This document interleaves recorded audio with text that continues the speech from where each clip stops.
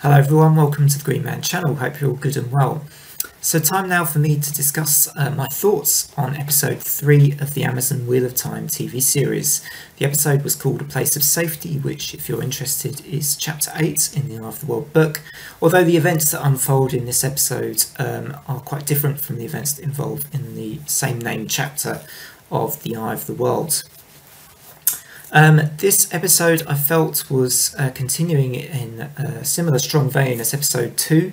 You started with Nynaeve in a kind of, I think, like a flashback type scene with Trollocs fighting between themselves and she managed to escape. And then we get to see what happens after Nynaeve confronts Lan in the sort of the cliffhanger moment of episode 2. But the main parts of this episode, the big development, I think, or the sort of main plot thread that we have, is what happens with Rand and Mat and their time at the Four Kings, or at in the Four Kings, at this inn, which I have a theory might be, or is supposed to be, the Dancing Cartman, because the Four Kings shadow in the Eye of the World book, that's chapter 32, I think, I've got noted down correctly as chapter 32, is where similar sort of events unfold with Rand and Mat staying over in an inn in the Four Kings. Okay, so there's, I thought, what happens here with this character called Dana, and just to add, Dana seems to be a character which they've introduced anew into the TV series, because she almost certainly isn't in the book.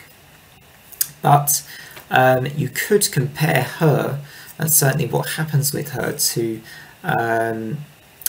perhaps to Gode from the chapter 32 in the Eye of the World. So you could perhaps compare them, because Gode was a dark friend as well, and had that sort of nasty nature to him. But the way that the true nature of Dana is really kept from us is really quite clever, I think. I mean, I actually couldn't guess that that was where they were taking this, in spite of me having read Eye of the World and everything before. I couldn't really remember that chapter too well.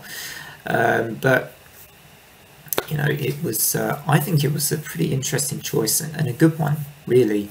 I thought Dana was very well portrayed by the actress that was playing her, and Rand was great, and Mat was really good again, and this was, I think, the first episode where I really started to enjoy what the characters were doing, their interplay between each other a lot more. The script was quite good, and we also in this episode get introduced to Tom Merrilin too, the Gleeman, and he's actually introduced a lot earlier in the books. I think I touched on this in the previous videos I've been doing on the Wheel of Time so far.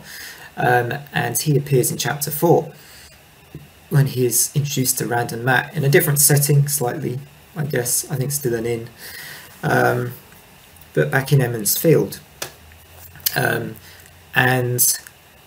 the way he is towards Egwene, I guess, is, he is very kind of, he really turns on the charm, but he's slightly overly flirtatious. And I think it's interesting that those kind of early interactions Tom Merrilin had with, with the Emond's Field 5, as they get called, were left out. And I wonder if it's because they just didn't really feel that those scenes were necessary or relevant to the story itself. So they thought that they could bring in Tom Merrilin at a later stage, just meeting Rand and Mat at a later stage in the story. So I really enjoyed this this episode. As I say, it was pretty gripping at times as well. I don't think I really looked at my watch at all. I noticed in the first episode I was doing that a bit and thinking, this is possibly not going the way. But if they continue the episodes in this vein, we could actually have quite a good series on our hands. Maybe it won't be as big a hit as Game of Thrones. I'm starting to think that is less and less likely, but maybe it will be comparable to the kind of success more something like the BBC series His Dark Materials has had, I guess. And the way it has been, it kind of, I wonder, is feeling a little bit more like that in style almost as well. So perhaps that's more where this is headed. If you want my kind of honest view at this point in time, I don't know what's going to happen in the future. Not a psychic, but I feel like Wheel of Time possibly isn't going to be the major success. I mean, maybe nothing else can really be the major success that the series Game of Thrones was. But anyway, let's leave that behind briefly there for the moment. We do get some scene, or a particular scene with Perrin and Egwene where they meet the Tinkers, these travellers. That doesn't seem to determine for me a huge amount in this episode. And in fact, by this point in the books, I think it's in chapter 25 when they meet the travelling people, that actually we have Elias with Perrin by this point as well. So it's a character that hasn't yet been joined up with the story yet, interestingly. So really, I mean, the TV episode is way further along than the book, in a sense, and it's kind of skipped through quite a few events, I think, or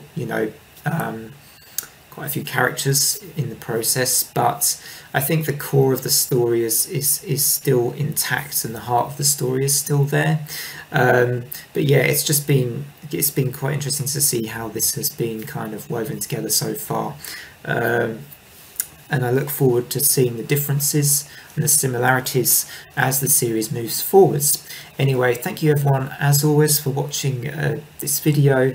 I will obviously be doing coverage of episode 4 next, although I should warn everybody I may not get to episode 4 until Monday or Tuesday next week, as I'm away next weekend, which may also mean album reviews might be affected a bit as well. But anyway, I hope everybody you enjoy the rest of your evenings. Take care. Bye for now.